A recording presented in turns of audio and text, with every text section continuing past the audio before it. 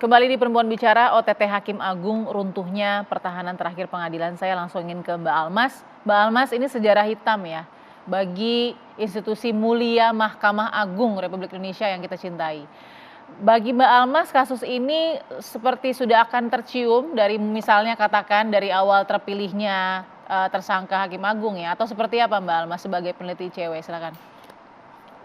Ya, Mbak Bilkis ini menarik ya, dan saya rasa kritik perlu kita sampaikan kepada Mahkamah Agung dan Komisi Yudisial juga begitu ya. Kenapa? Karena walaupun ini adalah kasus Hakim Agung pertama yang tersangkut kasus korupsi, tetapi kalau kita lihat ke belakang sudah banyak hakim yang tersangkut kasus korupsi begitu ya. Ya.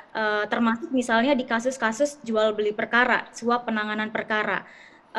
Dalam catatan ICW misalnya sejak 2012 sampai 2019, setidaknya sampai 2019 itu sudah ada 20 hakim yang tersebar di Indonesia yang kemudian sudah tersangkut kasus korupsi begitu ya. Dan angkanya tentu sudah bertambah karena di tahun 2022 saja ada kasus-kasus baru begitu ya terkait dengan hakim tersangkut dengan kasus korupsi.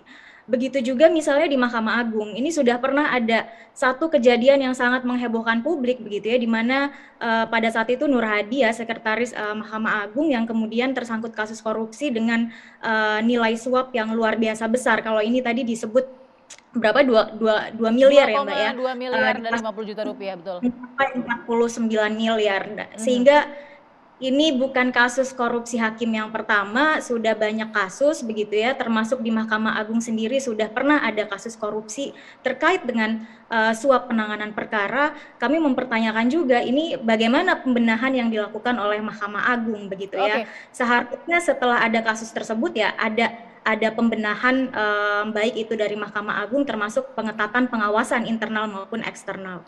Oh, Kemudian oke, ya. Mbak Almas maaf, tadi kan Bu Elsa sempat sebut ya Mbak Almas di segmen pertama, apa undang-undangnya atau apa, karena setiap mau eksaminasi putusan misalnya, atau misalnya mau ya evaluasi ya, begitu ya, melihat selalu yang digarisbawahi hanya kalau ada transaksi, begitu ya, ataupun ada pelanggaran etik. Nah, ICW gimana melihat pengawasan itu, mekanisme pengawasan itu? Kami melihat memang mekanisme pengawasan baik itu internal yang dilakukan oleh Dewan Pengawas Mahkamah Agung maupun eksternal misalnya yang dilakukan oleh Komisi Yudisial ini belum maksimal begitu ya Mbak. Misalnya satu contoh terkait dengan pemberian hukuman. Ini kan ada hukuman yang ringan, ada hukuman yang berat begitu ya.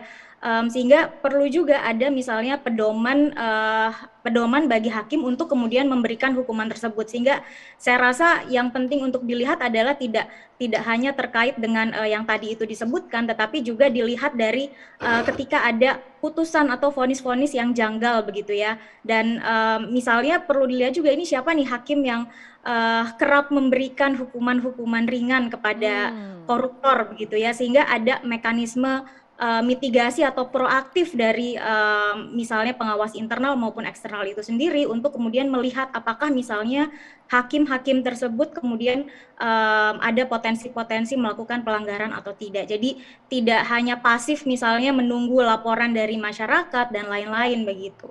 ICW sendiri punya nggak catatan hakim-hakim mana saja yang selalu memvonis ringan koruptor? Kami sejauh ini belum ada catatannya, tapi menurut kami itu bukan hal yang sulit ya untuk kemudian dikumpulkan oleh Mahkamah Agung ataupun misalnya Komisi Yudisial, karena memang keduanya mempunyai wewenang, mempunyai tugas untuk melakukan pengawasan, dan pengawasan ini sangat penting menurut kami karena sudah banyak kasus yang ditangani, kasus korupsi khususnya yang kemudian berujung pada vonis yang sangat ringan begitu ya. Oke. Dalam studi ICW saja tren vonis kasus korupsi, vonis-vonis untuk koruptor-koruptor ini masih sangat ringan, sehingga kami juga mempertanyakan bagaimana kemudian kita berharap ada efek jera, ada ya efek jera begitu ya ketika vonis yang dijatuhkan kepada terdakwa kasus korupsi itu masih sangat ringan. Oke, Mbak Feby mau tambahkan tadi, benar nggak sih skrup pengawasan dari Dewan Pengawas dan juga Komisi Yudisial tuh dinilai tidak akurat begitu loh untuk menjaga ini gitu? Iya, baik. Kita tahu Mbak Bilkis, pengawasan terhadap hakim-hakim maupun hakim agung itu memang ada dua mekanisme ya. Yang pertama melalui KY, Komisi Yudisial, yang kedua ada namanya Bawas. Ya, disebut tadi dengan Dewas tadi yang disebut oleh teman dari ICW tadi. Yang menjadi masalah adalah begini Mbak, di Bawas itu berada di bawah kesekretariatan Mahkamah Agung. Kesekretariatan Mahkamah Agung itu orang-orang yang ada di Bawas tentu ya level golongan ataupun jabatannya itu di bawah Hakim Agung.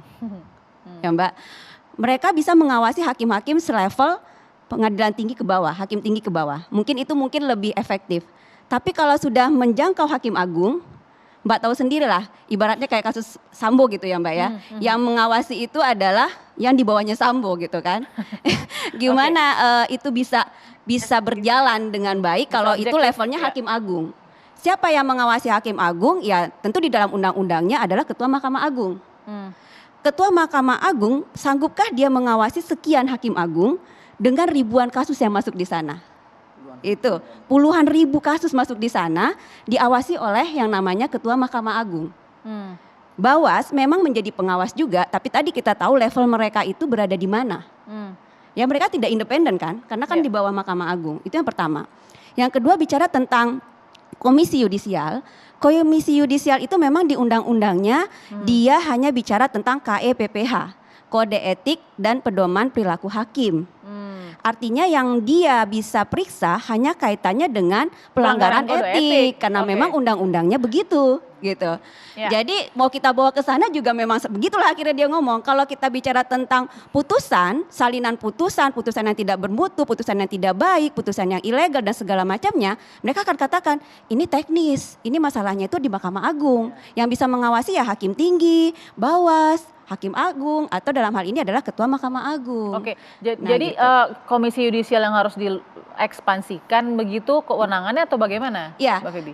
Saya sih kalau saya melihat memang pertama fungsi dari Komisi Yudisial itu harus diperkuat Mbak. Itu yang pertama. Yang kedua kita tahu Mbak, korupsi-korupsi yang ada selama ini itu tidak langsung masuk ke hakimnya. Hubungan itu tidak langsung dari hakim dan si pencari keadilan, tapi melalui jalur di bawah ini loh.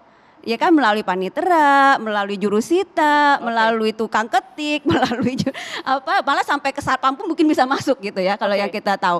Nah, masalahnya integritas itu hanya dibicarakan di tingkat hakim, hakim tinggi, hakim agung. Di mereka bawah ini gak ada Mbak bicara integritas perasaan saya gitu ya. Mungkin ada pengawasan terhadap mereka tapi diajarkankah mereka tentang integritas? Adakah diberikan tentang itu kepada mereka? Adakah undang-undang yang mengatur mereka tentang itu gitu ya? Dan sampai sejauh mana gitu peran dalam seleksinya mereka supaya orang yang terpilih itu adalah orang yang berintegritas. Gitu. Jadi tidak hanya level, kalau hakim udah sering ya kita bicara tentang integritasnya dan Mahkamah Agung sudah berusaha sih dengan KY-nya gitu ya, dengan mereka melakukan seleksi yang cukup ketat dengan melibatkan orang-orang di luar KY, di mana di situ ada profesor, ada guru besar dari segala macam untuk bisa masuk dan masyarakat juga terlibat gitu ya. Tapi yang di bawah gak disinggung sama sekali itu juga suatu masalah menurut saya Mbak. Ini kan sistem ya, masuk ke dalam satu hal yang rusak, struktur atasnya dibenahi, di bawahnya enggak ya runtuh juga gitu. Bu Kusnu, ini seleksi sudah ketat nih. Kalau menurut Mbak Mutiara, Mbak Feby tadi sudah sangat ketat. Tapi kok seleksi orang nomor satunya nih Hakim Agungnya nggak ketat? Lolos dong ini berarti kan? Dari seleksi. Sebetulnya itu kan juga karena how the system work, jadi sistemnya sendiri bekerja tadi seperti itu. Karena sekarang misalnya semua seleksi komisi-komisi, ya, jadi ini tidak cuma Mahkamah Agung, tapi pada saat kita bicara Mahkamah Agung itu ada profesionalismnya juga kan. Jadi itu sebetulnya yang mestinya di sana dan kemudian integritasnya, semuanya kita bicara integritas. Semua akan bicara dengan normatif integritas. Tapi track record itu kadang-kadang nggak dilihat. Karena gitu. Track record kan tidak bisa membohongi ya Bu? Tidak bisa membohongi. Masih ingat siapa dulu Sotomayor yang di Amerika. Dia itu hanya karena dia bicara pernah mengatakan bahwa Hispanik itu lebih baik dibandingkan orang yang lain gitu ya. Dianggap dia ini rasis di dalam konteks itu. Itu sampai 2 hari dia harus menjelaskan di Kongres apa sebetulnya yang harus dia yang dia sampaikan Jadi secara dalam ilmiah seleksi itu. track record pun harus diklarifikasi ya Bu? Harus, jadi dia harus tahu. Sebetulnya zamannya Orde Baru dulu ada memfungsikan pejaten bin di dalam mengecek semua siapa yang akan menjadi pejabat. Dan sekarang itu nggak ada. Mereka tidak dimanfaatkan, bahkan ya sebetulnya Jadi juga jadi seleksinya masalah. normatif gitu maksudnya? Ya akhirnya terjadi kan, kemudian persekongkolan atau nanti transaksional dan sebagainya. Ini kan yang kita menjadi sangat concern hari ini. Semua seleksi yang melalui DPR, tapi sebetulnya juga jangan DPR semua yang disalahkan, karena DPR biasanya kan mendapat materinya dari tim seleksi dari lembaga yang bersangkutan, baik yang eksekutif maupun yudikatif. Yang berikutnya lagi, saya tuh masih ingat dulu, apakah karena hakim-hakim agung atau yang Mahkamah Agung ini gajinya rendah? Enggak. Jadi Mahkamah Agung waktu Sri Mulyani, waktu saya masih KPU dulu ya, itu kan menaikkan gaji luar biasa. Betul. Itu yang dinaikkan itu Kementerian Keuangan dan Mahkamah Agung. Itu dua lembaga yang langsung dinaikkan. Jadi contoh misalnya kalau untuk yang kepala biro kayak gitu ya, di KPU cuma 2,5 juta, itu dinaikkan oleh Sri Mulyani menjadi 50 juta. Ya, jadi sampai segitunya perbedaannya waktu itu ya, nggak tahu sekarang seperti apa. Tapi itu yang dinaikkan adalah gaji untuk Kementerian Keuangan dan Kementerian dan Mahkamah Agung. Jadi sebetulnya kalau alasan apakah karena gajinya sedikit, apakah karena ini, yang berikutnya lagi sebetulnya peran dari birokrat, panitera di dalam konteks suap menyuap ini sebetulnya itu. Gaji sudah naik tadi zaman Ibu Sri Mulyani ya. Tapi Bu Elsa pasti lebih tahu nih, karena gini, apakah integritasnya itu naik juga? Enggak juga, ternyata enggak pengaruh mau gaji kecil, gaji besar, namanya integritas ternyata di lapangan ada yang sudah mungkin sudah sejahtera ya, tetap minta uang juga nggak ke Bu Elsa? Sesaat lagi ya Bu, tetap di Perempuan Bicara.